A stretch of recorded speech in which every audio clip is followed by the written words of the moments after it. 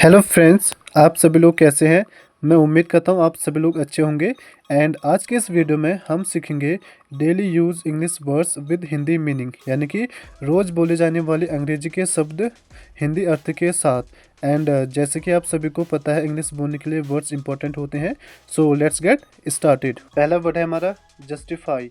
Justify इसका हिंदी में अर्थ होता है सही साबित करना या उचित ठहराना। ठीक है, एक एग्जाम्पल के थ्रू से हम समझेंगे।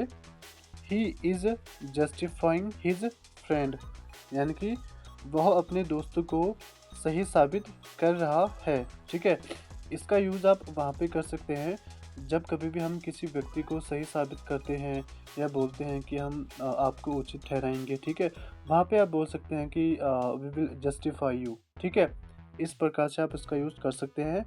नेक्स्ट देखिए, enthusiast.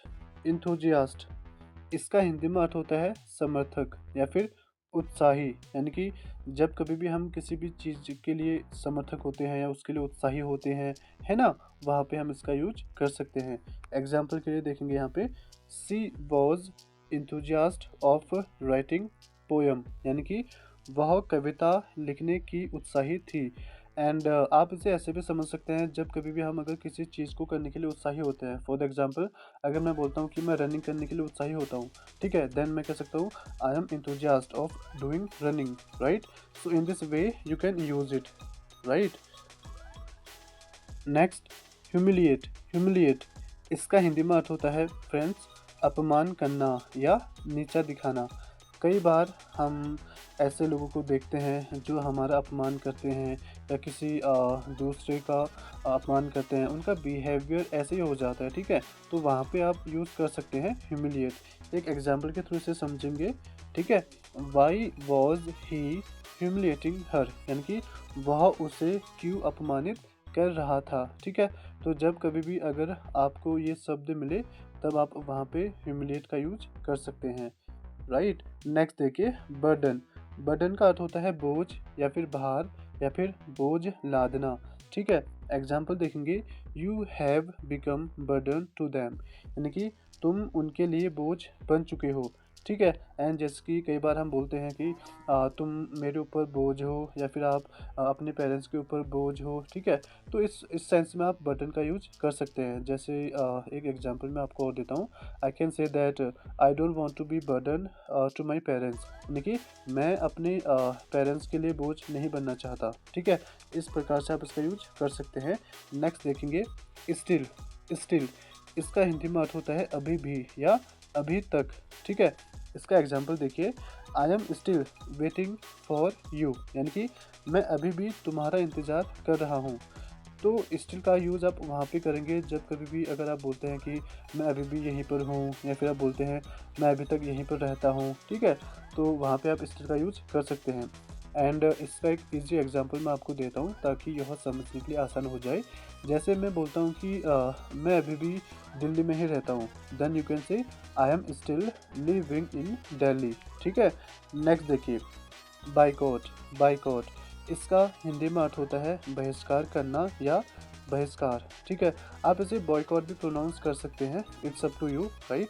There is no need to be bother that how to pronounce, you can use any of them. Okay, next इसका हम एग्जाम्पल भी देखेंगे ताकि इजी हो जाए। ठीक है, देखिए, they have boycotted fake products, यानी कि उन्होंने नकली उत्पादों जो कि फेक प्रोडक्ट्स है, ठीक है, उनका बहिष्कार कर दिया है। ठीक है, तो बाइकॉट जो शब्द है इसका यूज हम अक्सर वहाँ पे देखते हैं जहाँ पे हम बोलते हैं कि उनको समाज से बहिष्कार, उनका बहिष्कृत कर दिया गया है या फिर उन्हें बहिष्कार किया है। ठीक है, मतलब जब कभी भी हम किसी भी चीज़ को बहिष्कृत करते हैं, किसी का बहिष्कार करते हैं, जिसे हम किसी भी एक पर्टिकुलर ग्रुप से अलग कर देते हैं। जैसे कि एग्जांपल, जब कभी भी अगर कोई माना 5 लोग फ्रेंड्स हैं, वहाँ पे एक ऐसा फ्रेंड है जो एक दूसरे के सिमिलर नहीं है, वो उनके सिमिलर नहीं है। ठीक है, तो वहाँ पे वो 4 लोग क्या कर सकते हैं, उस एक फ्रेंड को बहिष्कार कर सकते हैं, यानी कि बाइकआउट कर सकते हैं। तो इस सेंस में आप इसका यूज कर सकते हैं। ठीक है, अब हम नेक्स्ट देखेंगे। नेक्स्ट देखिए, ट्रांसपेरेंट। ट्रांसपेरेंट यह बहुत ही अच्छा शब्द है जिसे हम डे टू डे लाइफ में यूज़ कर सकते हैं। इसका हिंदी में अर्थ होता है साफ या फिर पारदर्शी। यानी कि पारदर्शी कैसे बोलते हैं, जैसे कि जिसके आर पार हम अच्छे से देख सके। ठीक है, तो इसका एक एग्जांपल हम लेंगे। देखिए, you will have to speak in transparent way, यानी कि तुम्हें पारदर्शी तरीके में बोलना पड़ेगा। तो जब कभी भी हम बोलते हैं ना कि साफ साफ दिखाई दे रहा है तुमने क्या काम किया है या नहीं किया है, या फिर कभी कभार हम बोलते हैं ये तो साफ साफ दिखता है कि आपने क्या बोला क्या नहीं बोला। ठीक है, तो वहाँ पे आप ट्रांसपेरेंट का यूज़ कर सकते हैं। जैसे मैं बोल सकता हूँ कि ये तो ट्रांसपेरेंट है कि आपने कितना किया और कितना नहीं किया। ठीक है, तो इस प्रकार से आप इसका यूज कर सकते हैं। नेक्स्ट देखिए, नेक्स्ट बहुत ही इंटरेस्टिंग एंड अमेजिंग वर्ड है यहाँ पे, डेस्टिनेशन। डेस्टिनेशन, ठीक है, इसका हिंदी में अर्थ होता है मंजिल या लक्ष्य या गंतव्य। ठीक है, गंतव्य इन द सेंस मतलब अगर आपके पास कोई एम्बिशन है, कोई लक्ष्य है, ठीक है, उस प्रकार आप इसका यूज कर सकते हैं। एग्जाम्पल देखेंगे, you should reach on your destination as known as possible, यानी कि तुम्हें अपनी मंजिल पर जितना जल्दी हो सके पहुंचना चाहिए। यानी कि जब कभी भी अगर हमारे पास कोई मंजिल होती है या फिर कोई लक्ष्य होता है, हमारा कोई गंतव्य होता है, ठीक है, वहाँ पे आप बोल सकते हैं कि मेरी डेस्टिनेशन है कि मैं ये करूँ या वो करूँ, मैं उसके पीछे भाग रहा हूँ उसे अकम्प्लिश करने के लिए, right. So in this way you can use this word easily, right. Next one, unexpected. ठीक है, अनएक्सपेक्टेड इसका अर्थ होता है आकस्मिक या फिर अप्रत्याशित या अचानक।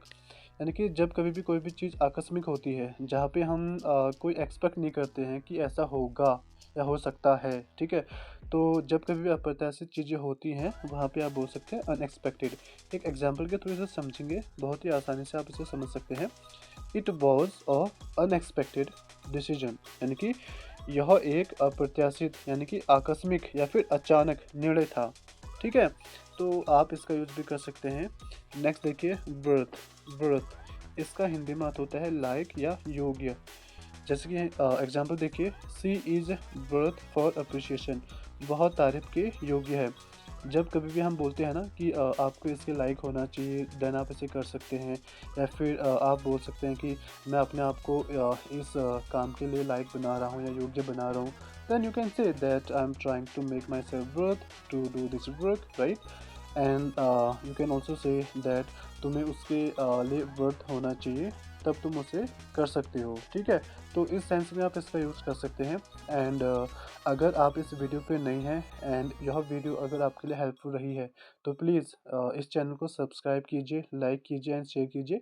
क्योंकि इस चैनल पे मैं हमेशा ऐसे वोकैबुलरी वर्ड्स एंड ऐसे इंग्लिश कंटेंट शेयर करता हूँ जो आपको बहुत ही हेल्प करते हैं इंग्लिश सीखने के लिए एंड बोलने के लिए। ठीक है, so thank you so much and मिलते हैं नेक्स्ट वीडियो में।